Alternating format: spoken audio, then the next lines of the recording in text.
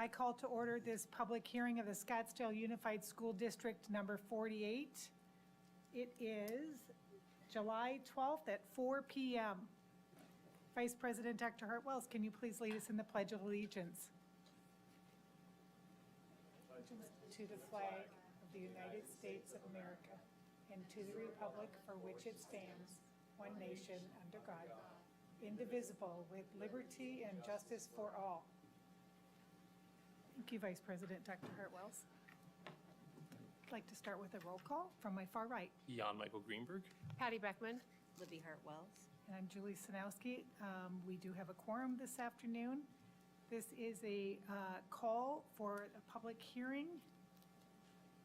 And I'd like to note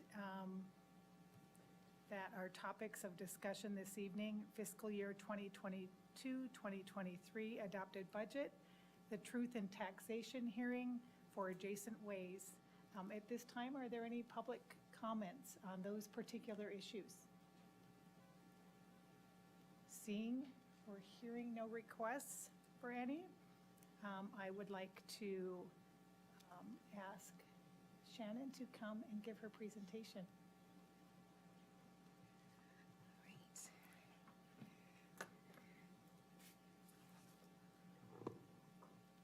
Bring that up. Okay. Well, good evening, Board President Sanowski, Vice President Dr. Hartwells, members of the board, Dr. Menzel, and guests. Tonight, we are looking at the 22-23 expenditure budget for adoption. Going through here. So, the first part of this is really looking at what did we propose 2 weeks ago, the end of June, and what's in that. I will say, and we'll look at the differences a little bit. By the time we were ready to do the proposed budget, the state had just finalized their state budget, and so there's some changes. They're not reflected in here. They'll be reflected when we do our first revision in the fall. But this will look at what we used as we did the proposed and what we know will be different as we go into the revision based off of what the state budget was. So the first part being, because we did not know what the budget was going to look like, we were having to use the old budget forms from the prior year with dates changed. The base level remains at $4,445. We know that's going to go up. I'll talk about that in a couple further down in the slides, but we kept the base level at that. Because of that, there's two ways to adjust your budget: base level or ADM. So we adjusted our ADM higher so that we could pick up the revenue that we anticipated. We were looking at this at the time. We figured about 5% increase. We know it's a little bit higher than that, but we are okay with the budget we're proposing and what that's going to do for us tax-wise. And again, we can make that adjustment in the fall. It's the 7th year of Prop 123. That's the additional monies that came out from a lawsuit several years ago. It does provide additional monies to us, $1.4 million estimated. That expires in June of 2025. So we still have that money a little bit longer, but that's got a time limit to it. The teacher experience rate decreased slightly. I mentioned this when we did the proposed budget. Very slight decrease equals $1 million. So that was a decrease we didn't necessarily want to see, and that's based off of the experience of our teachers. You get additional funding if you've got teachers that on average have more experience than the state average. District additional assistance, we kept that flat. As we'll discuss later on, we know that that amount has gone up. That was a first in a long, long time for the state. But for this proposed budget, we kept the district additional assistance flat at the dollar amount that had been per student. And then the classroom site fund decreased from $733 per weighted pupil to $708. We anticipated a decrease. We actually thought it was going to be more. There was over $100 of additional one-time monies this year in 301. So we knew that was going to decrease. It actually was better than we thought it was going to be originally. A second to move. There we go. It is the 5th year of our district additional assistance override. Again, that expires June 30th, 2024. We do have on the ballot for next year, for November, an override possibility. If that passed, that has nothing to do with the budget we're looking at here. That would take effect 23-24. So when we're looking at the budget for 22-23, this budget here, override past that 14.5, that if it passed, is not reflected in anything within this budget, and it won't be because it doesn't take effect until 23-24. The great part is, without knowing what the state was going to do, we were able to provide a 3% increase, which included a step to certified. We created a new salary schedule for our classified, which addressed a compression issue with minimum wage, but it also ensured that all of our classified employees also received at least a 3%. Some of our classified folks received way more than that if they were on that lower end of the scale as we changed that pay scale. School and district administrators also received a 3% increase, so basically 3% increase for everybody at least.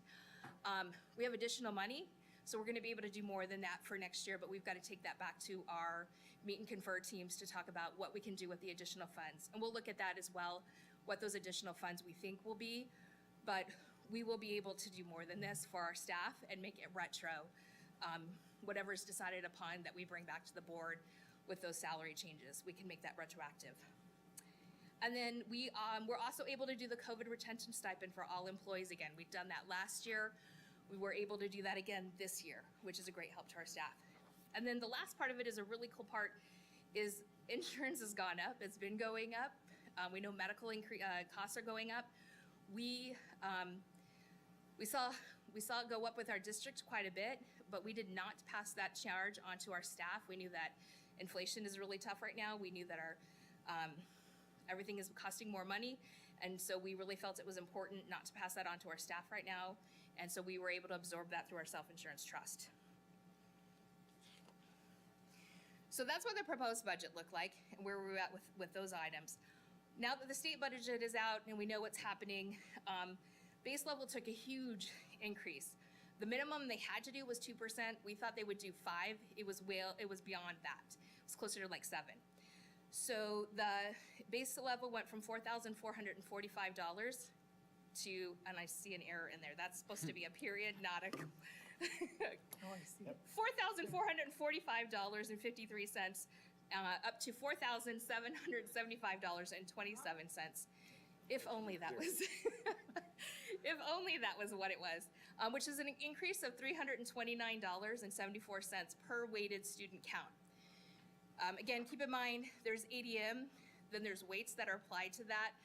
Depending on what grade level you're in, there's additional weights that are applied to that for other categories as well. So based on that weighted count, that's $329 more per student. That makes a huge difference. They increased some Group B weights. So they added a new category for free or reduced price lunches. It's a weight of 0.018. I don't know how that's going to impact us. We won't have those numbers because that's not something we collected before. So that will be one we wait to see how that impacts us, but it's an additional weight for our students, and we know that we have students that will qualify towards that. So that'll be additional funds for us, as well as the support level for one of the Group B weights for special needs students. That moved up from 0.093 to 0.292. Again, a huge increase. That's also the area where within our Group B weights, that's the area we have the most students in that area. So it impacts the most number of students. So that's a great increase with that. And as I mentioned, they have not increased the district additional assistance amounts in quite some time. In fact, for years we were taking reductions in district additional assistance from the state. So we are whole with that, and they actually increased those amounts as well.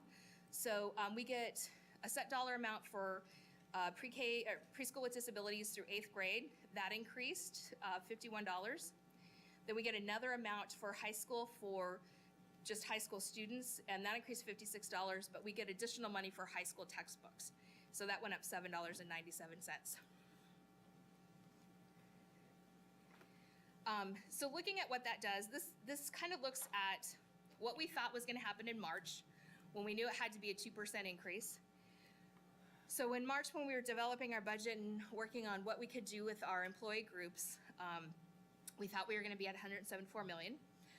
When we realized the state was probably going to do more, we just didn't know how much more. The proposed and this adopted budget is based off of that middle column, which put $3 million more into our budget, which we were excited about that. That was great.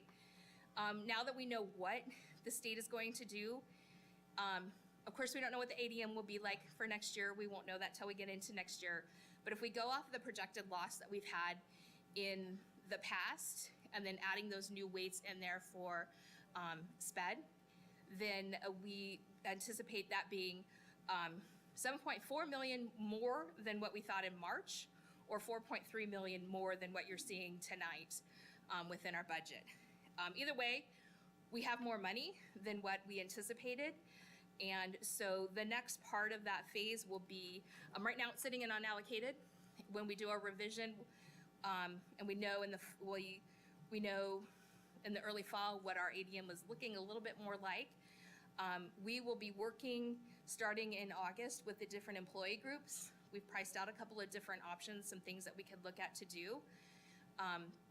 And so we'll start meeting with those employee groups again in August to say, okay, we have more now than what we thought. So how do we want to divide that up, and what can we do for our employees to add additional monies into their wallet? We do know with classified, it looks like we fixed the classified salary schedule, got us up to $13 an hour for minimum wage, and come January, it's more than likely going to be well above $13 an hour for minimum wage. So because of the inflation. So we know there's a couple things we need to definitely address, but we have a pot of money to be able to do some options and provide more than the 3% we've already told our employees as we move forward. So we'll meet with those groups in August to figure out what proposals they'd like to bring forward. So as we look at the budget, this just kind of shows our total budget right now is $462 million. We know that'll change. One, we know that M&O will go up because the state budget is higher than what we initially thought. We know capital will go up just a little bit and that's going to be about 1.1 million because of the new dollar amounts that they're giving us. And then grants change a little bit. We don't have the funds, we're spending down our ESSER funds, but we also know that there are grants that don't even complete until the end of September. And so figuring out what those ending and carry forward balances. So this is where we're at right now, but we do know that that number will change. The more important part probably though is looking at our maintenance and operations fund. This just kind of takes a look at it by function. And it's important for me to look at that and go, okay, we're definitely getting the bulk of our money in the classroom. That 56% being direct in the classroom instruction, teachers, paras directly in the classroom.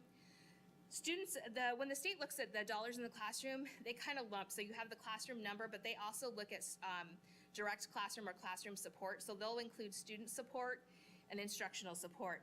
That being guidance counselors, nurses, attendance workers, social workers, librarians, curriculum, instructional improvement, those areas. So the great part about that is when we look at how much is really impacting our classroom, based off of this budget, we've got 71% going direct into the classroom or supporting our students in the classroom.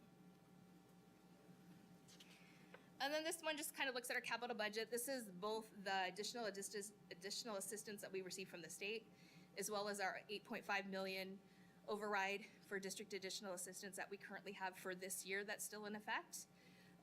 The bulk of it going into technology, and then the next part being furniture and equipment and textbooks. Furniture and equipment goes in there. Some of what is spent there gets moved around as we figure out more on where people need instructional aids that they're buying from their school budgets. Adjacent ways is one we have not done. So when Dennis comes up and he talks about the bond projects that we're doing, like Pueblo, Tavan, Kiva, part of what you'll see in those budgets is the bond portion, but there's also a portion that we pay out from adjacent ways. And we had done a practice in the past where we requested $4 million every single year, needed it or not. And that part of that helped to keep the overall tax rate more steady. We had a change in administration. Prior CFOs said, we have money. At one point we were up to 8 million plus in there. Why are we continuing to ask our taxpayers for more money? So the thought at that time was, we have money, why are we don't tax and ask for more? So we have not asked for adjacent ways in at least 3 years. And we've been spending down that balance we had. We have gotten to a level now where there's about 600, it may be a little bit more, we still have some invoices that are still out pending, but we're around the $600,000 mark in our carry forward, or where we think we're gonna end this year to carry forward with next year. But we know we have projects between Tavan and Pueblo where we need adjacent ways. So we got to a point of we need to ask or do a request for adjacent ways. And speaking with Dennis, the ask was for $2 million. And so when you do that, it sparks or it triggers some other forms that you have to fill out, which becomes that truth in taxation notice that goes, it's published, it was actually published in the Republic at the end of June. It's published, we have the hearing that we just opened up, and there's some forms that you have to fill out. When you do those forms, it tells you what it would be if you didn't have adjacent ways, and what it will be because of the adjacent ways. No matter what, even if we'd been doing adjacent ways for the last 3-4 years, that form would still look the same as it did for this budget. But it does show that, I mean, it's for a $100,000 home, it's a $3 an additional per year in tax. What I will talk about a little bit later is that, yes, it's an additional tax for adjacent ways. When you look at our overall, it becomes our overall primary and secondary tax rate is a decrease, again, for this current year. So we are asking for adjacent ways as part of that budget. And that's used really for the egress and ingress and for fire lanes as we build our new schools for them to come in through there. So this takes a look at our tax rate the past couple years. You can see we've actually gone down quite a bit the past couple years. That has to do with the fact that our property valuation has gone up every single year and continues to go up. That has good things. That means our tax rate is lower. That also means our property values are higher too. So we do get that. One thing that I would note is this is based off of your property taxable property tax rate. That's not the same as when you look up online. So when you look up online, or you're putting your house up for sale and your house is going for, you know, $900,000 because that's what it's assessed, or that's what it's valued at. That's not the same dollar amount that you're paying property tax on. It's a different number. It's a lower number when you look at that. So I think one of the things to keep in mind is you know, we look at it and go, well, the house shows that it's $1 million, but you're not being taxed on $1 million for it. It's a lower number. But this just gives you an idea. It does go down. We are going down for this year. One of the questions I've gotten from a couple people and also from board member Dr. Hartwells is, how does the override that's on the ballot initiative in November affect this?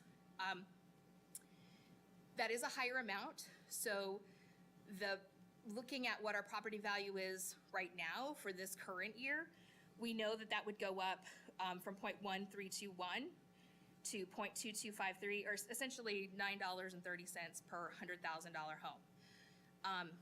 That's for the 23-24 budget. It has no effect on this budget. So this budget here doesn't have that number factored into it, because it's not even something, it goes to the voters in November. It doesn't even take place until 23-24. And we can't, I don't know what it'll do exactly. We can guess based off of what the property value is right now, but you know, it's a guess on what will happen, because that's a year out. And then this last slide just looks at and this is based off of the FY 21-22, because obviously we don't have that information yet for 22-23 year. But I took a look at where our primary and secondary and total tax rate is at as compared to our peer districts, to just kind of see. And again, I know our house values are higher, so that makes a difference. There's a cost analysis with that. But I also feel good to know that even with the override, even with the adjacent ways, and when we looked at that tax amount going down from last year, that includes the $2 million increase for adjacent ways. When we look at those things, we're still half of what most of the other districts, our peer districts, are around us. So again, I know we have higher property values. Those property values also feed into Paradise Valley. And so our tax rate comparison with our other districts is doing quite well. So with that, I will leave it open to questions. At this time, governing board members, do you have any questions? Board Member Beckman. Thank you, Shannon. I appreciate it. Just one quick kind of comment question and then a question. So you mentioned earlier in the presentation that we continue to absorb the full cost for the medical portion for our employees.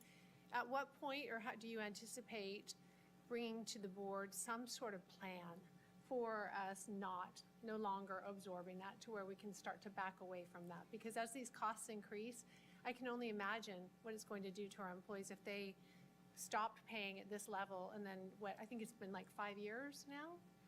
Yeah, it's been several years since I don't think it's quite 5, but I would say like 3 years that we haven't. At least, yeah. Yeah. And then we're, kind of taking from Peter to pay Paul there because we're taking money out of the cash accounts. We're letting those premiums go down while we pay this. So anyway, back to, do you have a plan or?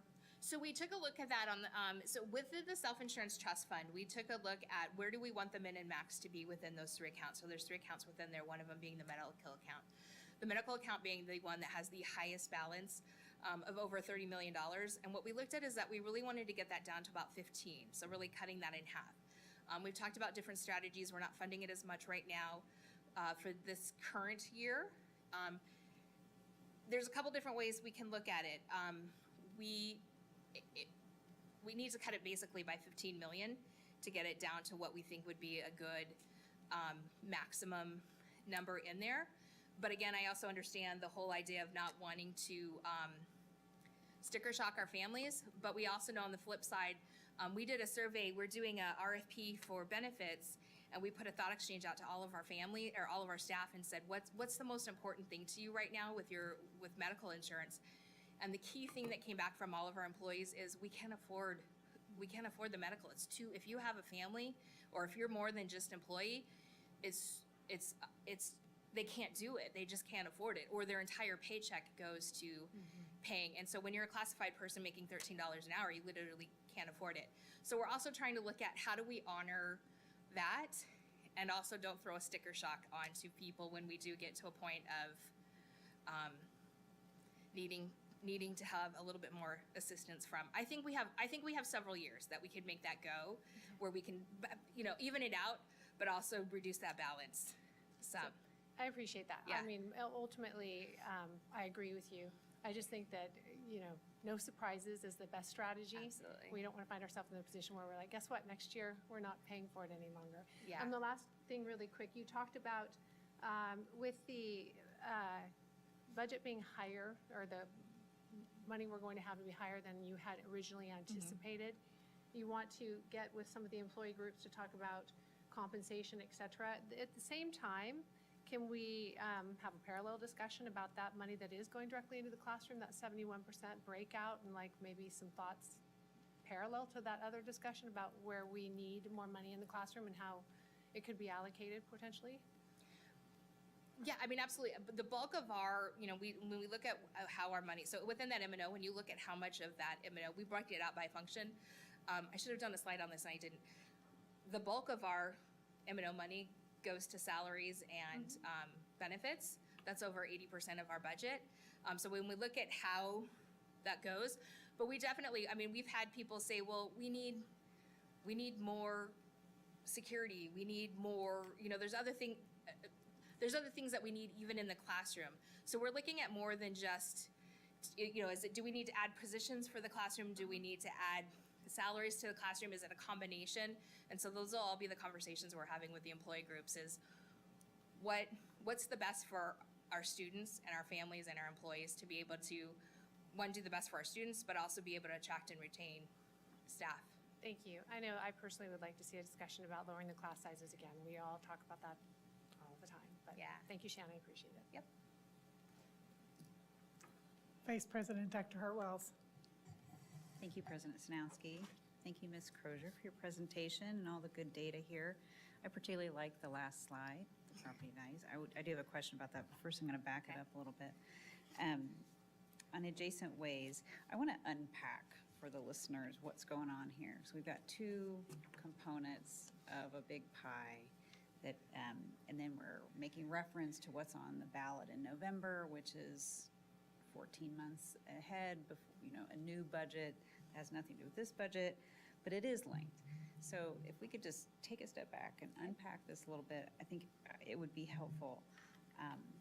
So we have a fiscal year, new school year budget that's in front of us that has no changes from the last presentation that you made. That's correct. Thank you. At that time, there were some assumptions made because the state had not passed a budget for that same fiscal year. You presented now a recalibrated, you showed the assumptions and a recalibrated based on what the state budget we now know. Those are not unknowns, we now have knowns, but that is not what is before us today. So what is before you today is exactly what was proposed in 2 weeks ago, end of June, Based on assumptions. based on assumptions. Okay. Yes. But then the other slide that you showed will be what will be presented, or at least you're thinking now, and how these assumptions will be reconciled against what is now known, and that will come up in September, Yes. okay? And then we have the adjacent ways component, which also was not something done last year. So this is a new, I won't call it wrinkle, but a new layer. That is for next school year. That is part of this That is for this. budget. It is the budget for this year, and it is in the budget for this year. So it is this current year, 2 million that we're asking for this current year. When we look at the budget for next year, we'll make an assessment of, do we need more? Do we not need any? Do we want to do something so that we keep at least a minimum balance in there? But the 2 million is just for this, that we're talking about here is just for this school year. Okay, and for the, let's assume we're talking to the taxpayer, that constituency, that was the information you were presenting in terms of the tax rate in this slide that has an additional tax of approximately 0.034 to $3.45, which is a really wide range. So can you comment on why that range is so wide? This is per $100,000 of the property value, not your sale price or appraised value of your home. Could you add some context, please, for the taxpayer out there? So because it looks at every single year. So it looks like if you did not have adjacent ways, there's another number, the dropout prevention lines up in there. You don't have to do the truth in taxation for dropout prevention. It's $221,000. That equates to basically that 34 cents. Because we're asking for $2 million that is essentially we didn't ask for in the past, but because we're asking for $2 million for adjacent ways, that becomes what drives it up, essentially $3. So basically to get $2 million for the district for adjacent ways, it would cost $3 essentially per $100,000 from our constituents. And you're talking about the influence on the primary tax rate? Yes. Okay, so to the taxpayer, this is an impact on the primary tax rate. Yes. Okay, all right, thank you.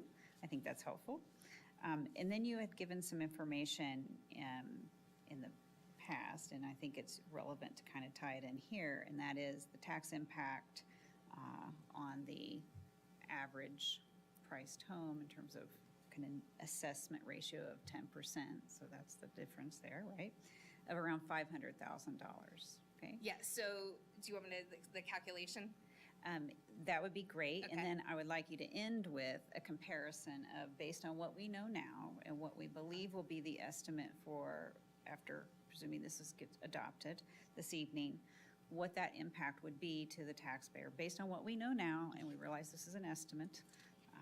But yes, that if you could give us the math and then take us to how that actually practically gets applied to the, Yes. to the property. So for a household, and it's different for household versus commercial, but for a household, it's you take your property value, which we talked about is not the number that you look at online and say, this is how much my house is worth. You take the property value times 10% and get, so like on a $100,000 home, it would be $10,000 times the tax rate.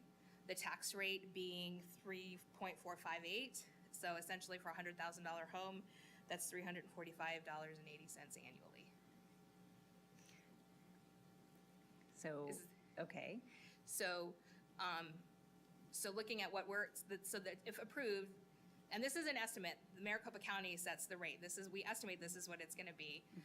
It could change a little bit, but it doesn't change usually very much.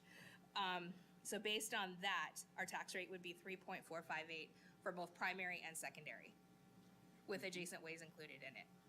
okay, with adjacent ways included in it, Mm-hmm. which would do what to a property value? So for a $100,000 home would put you at 345. And how would that compare to the current? That is for the current year. Okay, and so what would that be for the subsequent year? So you're Um, looking at no so change? If there was literally no change and everything stayed the same, it would be exactly the same. We don't know what the property value for next year will be. And I don't know, I mean, obviously, it'll go up as the state increases the budget, it goes up as well.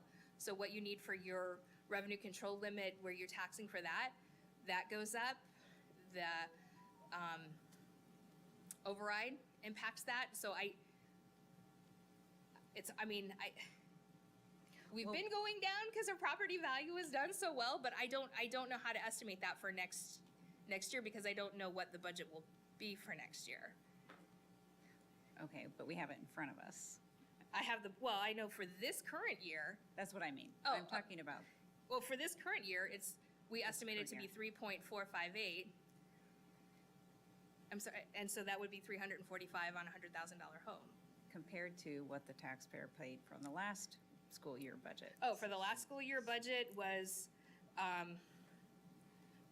3.4, I'm sorry, so ours, I'm sorry, I told you 3.458 is, 345 is for this year, Yes, or last year. When you're looking at for this upcoming year, we're estimating at 3.39, so it went down, it went from 345 to what, 339? it went down. Yes. Okay, that I'm was sorry, I the- wasn't That's where I was trying to get. I'm going, I don't know for next year what our rate will be. Oh, no. Okay, thank you. That was what I was Okay, hoping to get I'm you to. sorry. I was took the that long way to get there. There would be negligible impact to the taxpayer. Yeah. With the current proposal in front of us, based on what we know now. Yes. Thank you. I do have a few other questions. On the nice slide that you prepared for us towards the end, it's slide 10, although I don't think your slides are numbered, where we have the total tax rate by fiscal year. Yeah. And then the nice complement to that, of course, is the next slide, which breaks out by district. Can you just confirm who the constituency is of these these total tax rates? So So it's based off the school district. So even if you live in Paradise Valley, if you If- are part of Scottsdale Unified School District, this is your tax rate. Yes, I believe that to be the case. Okay. Same thing with Phoenix? If you're voting in our district, then that should this be is the the rate rate that you're you're at, yeah. Okay, so this is your I mean, school if you tax live rate. outside, Just wanna make you're sure we're coming clear on who the in, no. constituencies are. But if you live in our boundaries and are attending, then yes, that would be your rate. Okay, so when you show this slide about here, where it says district, this is not your city. This is your school This district. is your school district tax rate. Okay, just want to make that clear. Yeah. All right, thank you. Uh-huh. All right. All right, those are all my questions. Thank you, Shannon. Board Member Greenberg? When you say that we don't track free and reduced students who are qualified for free and reduced lunches, how is that done? Do students, they fill out the form, the families fill out the form, and so we're not collecting that outside of nutrition services? That's correct. That is not information that Nutrition Services has been able to give us in the past, so it'd be interesting to see how that feeds in as our ADM. But we collect forms from food services that impacts Title I, it impacts other areas. But that's not information that's, like, when you fill out that form and turn it into food services, Patty can't even tell me that number, or who's on it. It's very locked down on who's receiving that. So there will be some working with the state, I'm sure, on how that's gonna be pulled in. Okay, so yeah, I was going to ask if there's federal requirements or prohibitions on the collecting of that information. I'm sure there's some way in the back system that ADE will figure out how to incorporate that in. Okay. All right, thank you. To be determined. No, I was just curious by that, so I appreciate that information. And otherwise, thank you very much for another robust presentation. Thank you. Board Member Beckman. Yeah, just quickly, Dr. Hartwell's kind of drove a question here. Regarding adjacent ways, I know that we had depleted that fund balance over the last couple of years because you and the previous CFO didn't think it was necessary to go out and keep it at that certain level. You drove it down a little bit. In your presentation, you talk about the rebuilds like Pueblo, et cetera. Do you anticipate, or does Mr. Rayler anticipate using all the adjacent ways again after you tax, thus doing, going out for another couple million to get it back up in a year?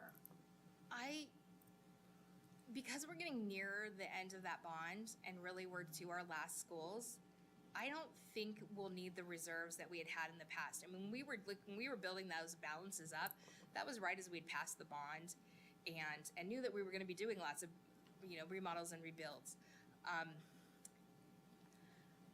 I don't know that it's a good idea to necessarily, and you and I talked about this a little bit beforehand, I don't know that it's a good idea to totally deplete it, but I also don't want to tax for money and then just have it sit and not be, just rolling over. So at this point, I don't know that we'll have to ask for it again next year.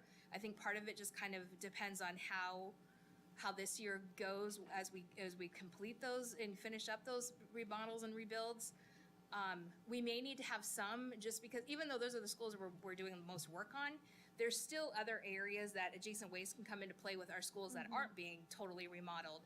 So we may need to do a small amount, but I don't think we need to be building up the reserves at this point like we had in the past until we know what we're going to do on a future bond. Well, and then Shannon, that drives a deeper conversation, I think. What is the appropriate level to keep on hand when you're not in a rebuild environment? So I think that right now, we're kind of doing this hit or miss. What is the right amount? Oh, deplete it. Oh, we're not rebuilding, so we don't necessarily need that high of a balance. So that's an interesting question that maybe you can bring to us in the future about why, and have evidence to support it, why you think it should stay at X level, since it does impact the tax rate. Yeah. Well, and not having it for a couple of years, I think also spun wait, what is this? Where did this come from? So there's that, it's finding that balance of, again, I don't want to just tax to have money, and I don't want to have just money building up, but we don't want to get in a situation where we don't have money, or we have a problem if we don't do something, and it become what is adjacent ways, and why are you asking for this? So I think we do have to look at where the balance is for that. Well, and I think years ago, it used to be in the secondary rate, like a decade ago, if I recall, or so. Could have And been. then they moved it to the primary rate, yeah, so. I've all right. watched things go back and forth between primary and secondary on where they land. Thank you. Yes. Any other questions? Board Member Greenberg. I was just going to comment on that. I think that's a really good point, that because we've not asked for it for a number of years, people might not be familiar with the concept and what adjacent ways are and why those funds are used. And I appreciate the definition you provided at the beginning in those examples. I do think for interested parties, they can go back and look at our bond projects, and they'll see that the adjacent ways, Dennis Rayler's team has always listed that in there for those projects. So they'll see that, and we can direct them to that if those questions come up of, this is very vital money, and it's already been used, as you can see, to help supplement and ensure we get these bond projects done that we promise to taxpayers. And of course, if things happen in our adjacent ways, whether there's deterioration, piping issues, we've had water pipe breaks already, so that money is really helpful in case of an emergency to help fix those things. So I appreciate that. It's a very good point that you both made. Any other questions? Seeing that there are none, I will ask for a motion to approve the. Right. Pardon? Is there a second presentation? No, it was No. all, Okay. It's combined. 2 hearings, 1 presentation. Okay. One item. I will ask for a motion to approve the proposed fiscal year 2022-2023 adopted budget. So moved. Is there a second? Second.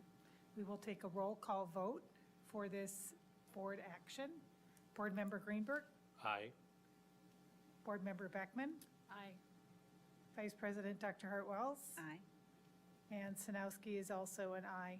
The motion passes 4-0. At this time, I would like for a motion to adjourn this meeting. So moved. Second. First, and there is a second. At this time, all in favor to adjourn this meeting, say aye. Aye. Aye. Motion passes 4-0. And the time is, oh, I turned my computer off. 4:40, July 12th.